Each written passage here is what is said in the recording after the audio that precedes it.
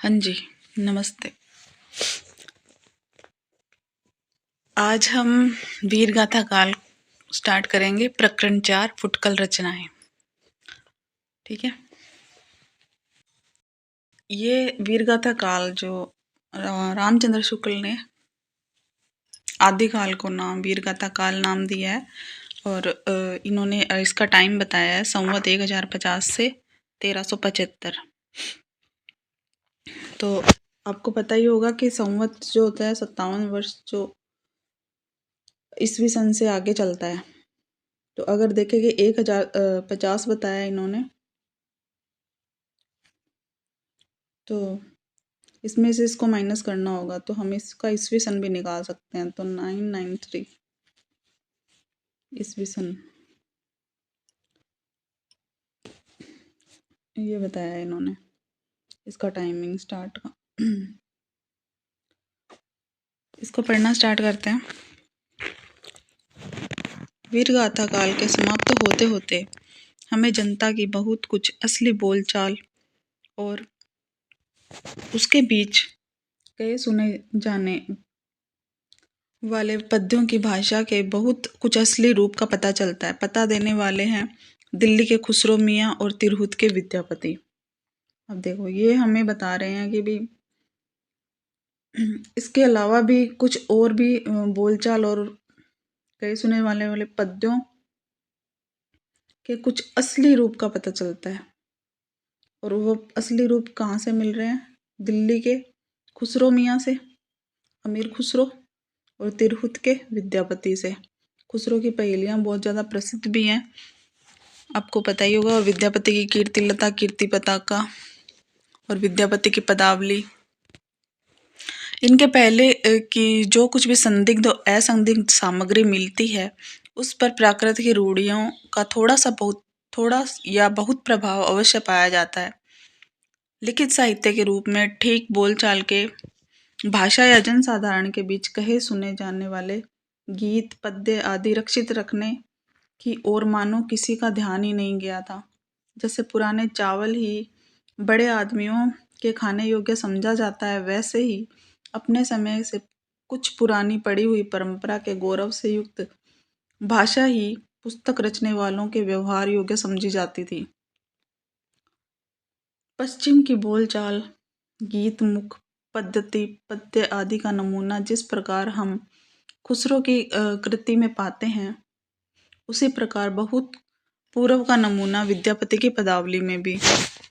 उसके पीछे फिर भक्तिकाल के कवियों ने प्रचलित देश भाषा और साहित्य के बीच पूरा सामंजस्य घटित कर दिया। अब हम खुसरो के बारे में जानते हैं। पृथ्वीराज की मृत्यु 1249 में।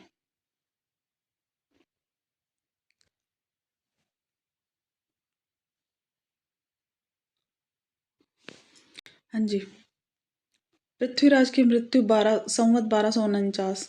अब संवत 1249 में से अगर हम 57 वर्ष घटाते हैं तो ये ठहरता है सन ईस्वी सन 1192 के लमसम, जब तराइन का द्वितीय युद्ध हुआ था। उस टाइम में पृथ्वीराज की मृत्यु हो गई थी मोहम्मद गोरी के हाथों। 90 वर्ष पीछे खुसरो ने संवत 1340 के आसपास रचना आरंभ कर दी।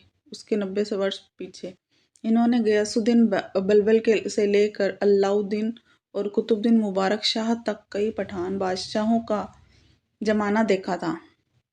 अब देखिए खुसरो ने किसका किसका टाइम देखा है। गयासुद्दीन बलबन का, अलाउद्दीन का और कुतुबुद्दीन मुबारक शाह तक का। ठीक है, ये एग्ज़ाम में कई बार पूछ लेते हैं कि अमीर खुसरो किस मुग़ल बादशाह या किस आक्रांता के समय में था। तो गयासुद्दीन बलबन के समय, अलाउद्दीन के समय और कुतुबुद्दीन मुबारक शाह, इन तीनों पठान बादशाहों का इसने ज़माना देखा है। ये फारसी के बहुत अच्छे ग्रंथकार और अपने समय के नामी कवि थे। कौन? अमीर खुसरो। इनकी मृत्यु जो है 1381 में हुई, संवत 1381 में। अगर हमें ईस्वी सन निकालना होगा तो 57 वर्ष उसमें से घटा देंगे। ये बड़े ही विनोदी, मिलनसार और सहृदय थे। इसी से जनता के सब की सब बातों में पूरा योग देना चाहते थे। जिस ढंग से के दोहे, तुकबंदियां और पहेलियां आदि साधारण जनता की बोलचाल में इन्हें प्रचलित मिली, उसी ठीक ढंग से पद्य पहेलियां आदि कहने में भी उत्कंठा इन्हें भी हुई। इनकी पहेलियां और मुकरियां प्रसिद्ध हैं। उनमें उक्ति, व्यक्ति, चरित्र, कप की प्रधानता थी। यद्यपि कुछ रसीले गीत और दोहे भी इन्होंने कहे हैं। यहाँ इस बात की ओर ध्यान दिला देना आवश्यक प्रतीत होता है कि काव्य भाषा का ढांचा अधिकतर शोर शैनी या पुरानी ब्रज भाषा का ही बहुत काल से चला आता था। अतः जिन पश्चिमी प्रदेशों की बोलचाल की भाषा जो खड़ी होती थी, उसमें भी जनता के बीच प्रचलित पद्यों, तुकबंदियों आदि की भाषा ब्रज भाषा की ओर झुकी हुई रहती थी। अब भी यह बात पाई जाती है। इसी से खुसरो की हिंदी रचनाओं में भी दो प्रकार की भाषा पाई जाती है, ठेठ खड़ी बोलचाल की बोली, ठीक है, और एक पहेलियां और मुकरियों और दो सखुनों में भी मिलती है। यद्यपि उनमें कहीं कहीं ब्रज भाषा की झलक है, पर गीतों और दोहे की भाषा ब्रज या मुख्य प्रचलित काव्य भाषा ही है। यही ब्रज भाषापन देखकर उर्दू साहित्य के इतिहास लेखक प्रोफेसर आजाद को ये भ्रम हुआ था कि ब्रज भाषा से खड़ी बोली अर्थात उसका अरबी फारसी रूप उर्दू कैसे निकल पड़ी। ये हुआ था प्रोफेसर आजाद को भ्रम। खुसरो के नाम पर संग्रहित पहेलियों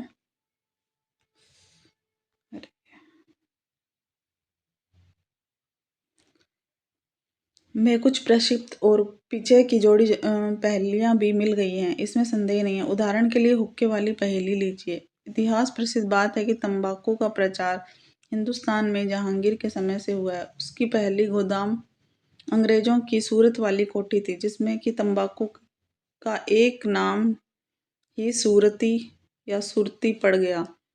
इसी प्रकार भाषा के संबंध में भी संदेह किया जा सकता है। अब ये तो बहुत ही नॉर्मल सी बात है। जैसे कि एक वनस्पति घी होता है ना, उसको सबसे पहले स्टार्ट किया था डालडा कंपनी ने। तो उस वनस्पति घी का नाम ही बाद में डालडा ही पड़ गया था कि डालडा घी है। वही बात इसमें हुई थी भाषा में।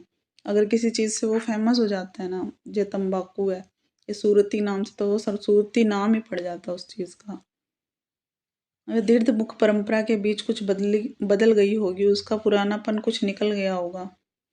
किसी अंश तक यह बात हो सकती है, पर साथ ही यह भी निश्चित है कि उसका ढांचा कवियों और चारणों द्वारा व्यवहृत प्राकृत की रूढ़ियों से जकड़ी काव्य भाषा से भिन्न था। प्रश्न यह उठता है कि क्या उस समय तक भाषा घिसकर इतनी चिकनी हो गई थी जितनी पहेलियों में मिलती है।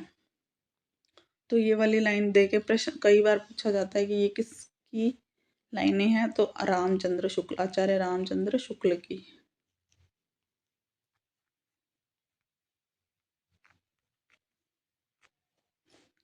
ये वाली लाइन दी जाती है कि यहाँ से किसी अंश तक ये बात हो सकती है, पर साथ ही यह निश्चित है कि उसका ढांचा कवियों चारणों द्वारा व्यवहृत प्राकृत की रूढ़ियों से जकड़ी काव्य भाषा से भिन्न था। प्रश्न ये उठता है कि उस समय तक की भाषा घिसकर इतनी चिकनी हो गई थी जितनी पहेलियों में मिलती है। ये इंपॉर्टेंट लाइन है भाई। खुसरो के प्राय 200 वर्ष पीछे की लिखी जो कबीर की बानी की हस्तलिखित प्रति मिली भी है, उसकी भाषा कुछ पंजाबी लिए राजस्थानी है, पर इसमें कुछ पुराने नमूने अधिक है। जैसे कि सप्तमी विभक्ति के रूप में ई, जैसे घरी, घर में संस्कृत में होता है ना, वैसे चला समाया के स्थान पर चलिया, चल्या, समाइया, जैसे रामया, लताया, ऐसे उसमें बोलते हैं ना संस्कृत के अंदर। उन्नई आई के स्थान पर उन्मीवी आई, जुक आई इत्यादि। यह बात कुछ उलझन की अवश्य है, पर विचार करने पर यह अनुमान दृढ़ हो जाता है कि खुसरो के समय में इठ, बसिठ आदि रूप ईठ, इष्ट, बसीठ, विशिष्ट, विशिष्ट, बसिष्ठ, विशिष्ट, बसीठ।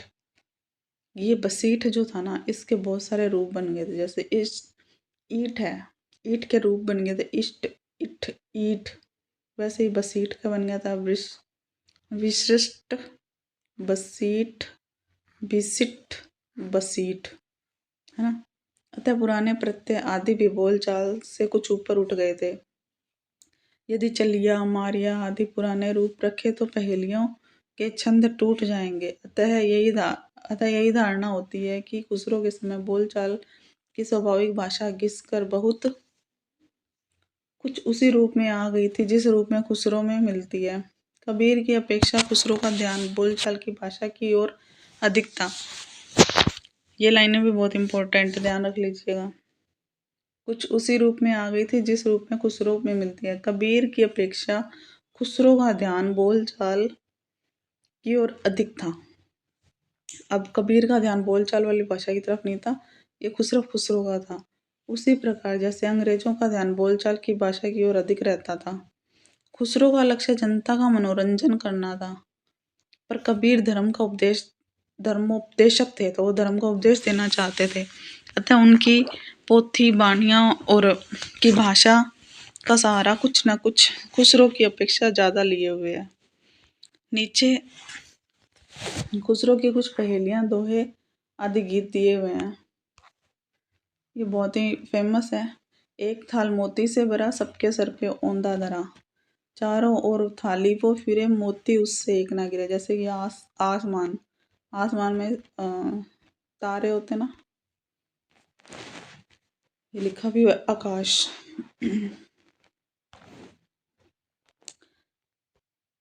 एक नार ने अचरज किया, सांप मार पिंजरे में दिया, जो जो सांप ताल को खाए, सूखे ताल सांप मर जाए।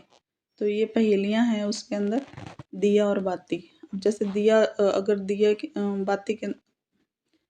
बाती जलेगी, ठीक है, तो इसने क्या कहा कि एक नार ने अचरज किया, सांप मार पिंजरे में दिया, जो जो सांप ताल को खाए। अब ताल में तेल होता है, जैसे जैसे तेल खत्म होता जाता है, और ये जो नाग जैसी बत्ती होती है, ये मरता जाता है, ये भी खत्म होती जाती है।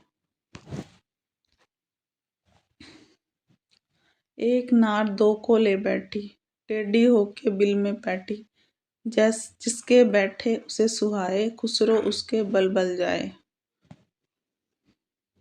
पायजामा। एक नार दो को ले बैठी, टेढ़ी होके बिल में बैठी, जिसके पैठ उसे सुहाए, खुसरो उसको बल बल जाए। पायजामा कहते हैं उसको।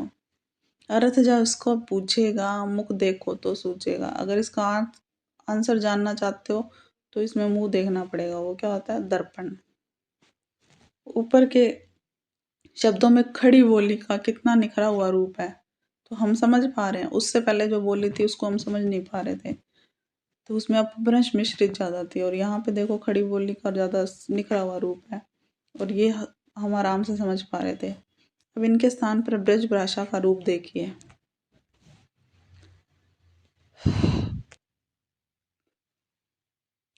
चूक भई कुछ वासो ऐसी, देश छोड़ भयो परदेसी। एक नार पिया को भानी, तन वाको सगरा जो पानी। 4 मास वाके नहीं नेक, हाड़ मास में वाके छेद। मोहिए चंबो आवत ऐसे, वामे जीव बसत है कैसे। अब इस नीचे के दोहे और गीत बिल्कुल ब्रज भाषा अर्थात मुख प्रचलित काव्य भाषा में देखिए।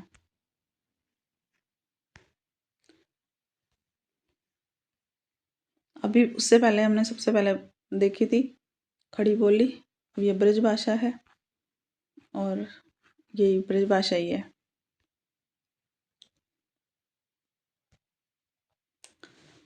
उज्जल बरन अधीन तन, इक चित दो ध्यान, देखत में तो साधु है, निपट पाप की खान। खुसरो रैन सुहाग की, जागी पी के संग, तन मेरो मन पियू को, दोऊ भय एक रंग। गोरी सोवे सेज पर, मुख पर डारे केस, चल खुसरो घर आपने, रेन बहुई चहुदेस।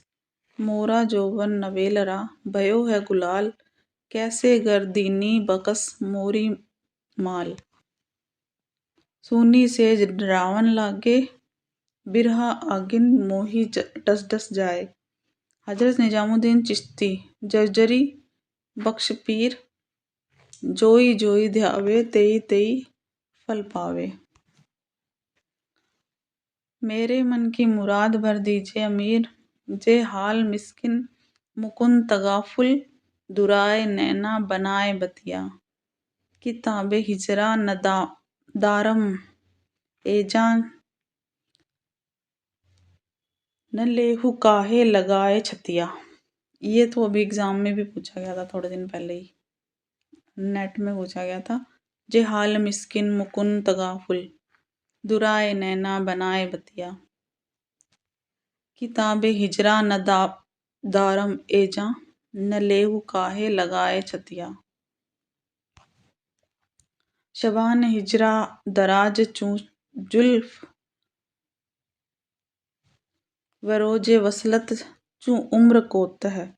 सखी पिया को जो मैं ना देखूं, तो कैसे काटूं अंधेरी रतियां। अभी ये जस्ट ही आया था एग्जाम के अंदर, तो इसका यही आंसर था कि ये विद्यापति की है।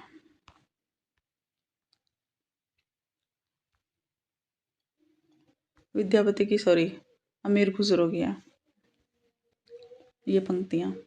अब हम पढ़ेंगे विद्यापति के बारे में। अपभ्रंश के अंतर्गत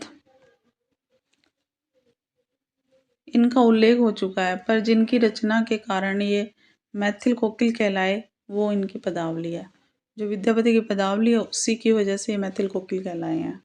ठीक है, इन्होंने अपने समय में प्रचलित मैथिली भाषा का व्यवहार किया है। विद्यापति को बंग भाषा वाले अपनी ओर खींचते हैं। सर जॉर्ज ग्रियर्सन ने भी बिहारी और मैथिली को मागधी से निकली होने के कारण हिंदी से अलग माना है। सर जॉर्ज ग्रियर्सन ने बिहारी को और मैथिली को मागधी से अलग निकली होने के कारण हिंदी से बिल्कुल अलग माना है कि भाई ये हिंदी मागधी भाषा जो है वो हिंदी की नहीं है। पर केवल भाषा शास्त्र की दृष्टि से कुछ प्रत्ययों के आधार पर साहित्य सामग्री का विभाग नहीं किया जा सकता। कोई भाषा कितनी दूर तक समझी जाती है इसका विचार भी तो आवश्यक होता है। किसी भाषा का समझा जाना अधिकतर उसकी शब्दावली मतलब कि वोकेबलरी पर अवलंबित होता है। यदि ऐसा न होता तो उर्दू और हिंदी का एक ही साहित्य माना जाता। ठीक है, खड़ी बोली बांगड़ू, ब्रज, राजस्थानी, कन्नौजी, बैसवाड़ी, अवधी इत्यादि में रूपों और प्रत्ययों का परस्पर इतना भेद होते हुए भी सब हिंदी के अंतर्गत मानी जाती हैं। इनके बोलने वाले एक दूसरे की बोली समझते हैं।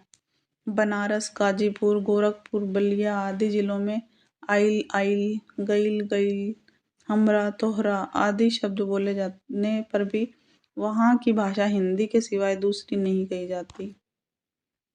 कारण है शब्दावली की एकता।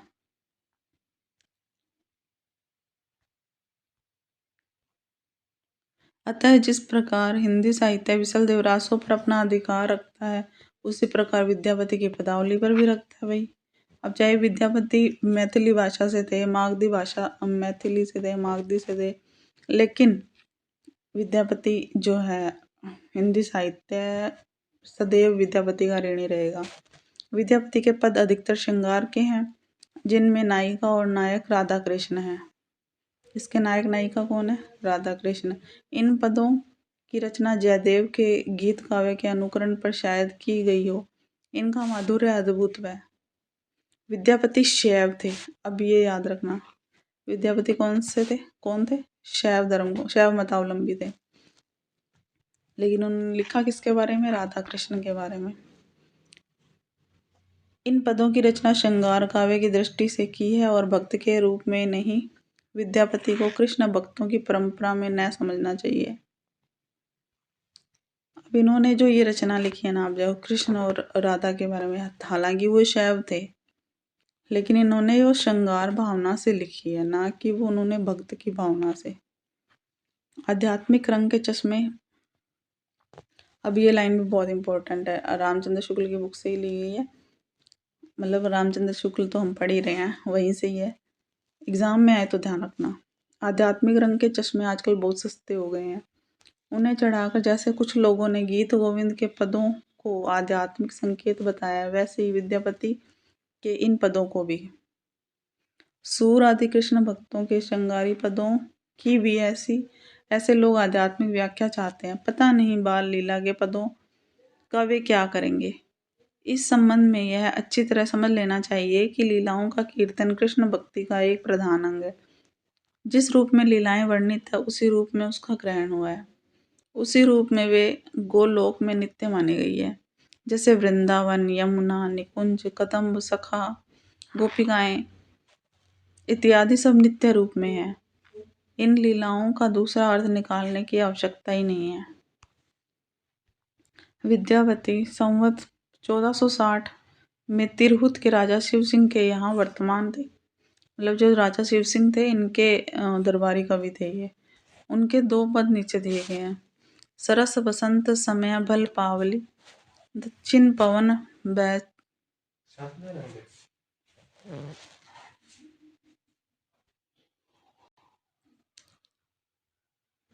बह धीरे, सपनहु रूप वचन इक भाषउ, मुख की दूरी करु चीरे, तोहर बदन सम चांद होई दी, नाही केओ जतन बिह केला।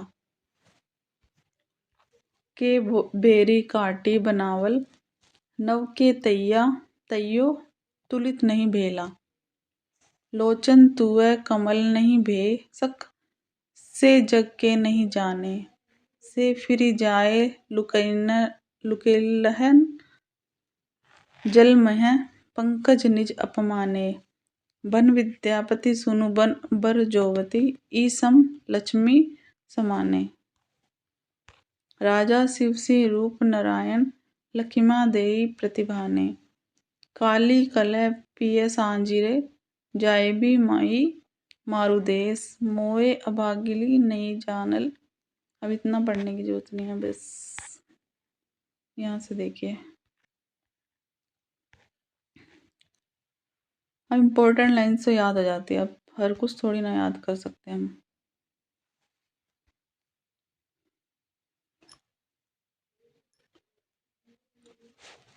मोटे हिसाब से वीर गाथा काल महाराज हमीर के समय तक ही समझना चाहिए। उसके उपरांत मुसलमानों का साम्राज्य भारत में स्थिर हो गया। हिंदू राजाओं को न तो आपस में लड़ने का उतना उत्साह रहा, न मुसलमानों से। जनता की चित्तवृत्ति बदलने लगी और विचारधारा दूसरी ओर चली। मुसलमानों के न जमने तक उन्हें हटाकर अपने धर्म की रक्षा पर का वीर प्रयत्न होता रहा। पर मुसलमानों के जम जाने पर अपने धर्म के उस व्यापक और हृदयग्राह्य रूप के प्रचार की ओर ध्यान हुआ, जो सारी जनता को आकर्षित रखे और धर्म से विचलित ना होने दे। इस प्रकार स्थिति के साथ ही साथ भावों और विचारों में भी परिवर्तन होता गया। पर इससे ये नहीं समझना चाहिए कि हमीर के पीछे किसी वीर काव्य की रचना नहीं हुई। समय समय पर इस प्रकार के अनेक काव्य लिखे गए। हिंदी साहित्य के इतिहास की एक विशेषता यह भी थी कि एक विशिष्ट काल में किसी रूप की जो काव्य सरिता वेग से प्रवाहित हुई, वह यद्यपि आगे चलकर मंद गति से बहने लगी। 900 वर्षों के हिंदी साहित्य के इतिहास में हम उसे कभी सर्वथा सुखी भी नहीं पाते। संदर्भ देखिए, मेरे बुद्ध चरित्र काव्य की भूमिका में काव्य भाषा पर मेरा प्रबंध, जिसमें कि उसके स्वरूप का निर्णय किया गया है तथा ब्रज अवधि और खड़ी बोली के भेद और प्रवृत्तियां निरूपित की गई हैं। ये प्रकरण 4 खत्म होता है और भक्ति काल होता है शुरू।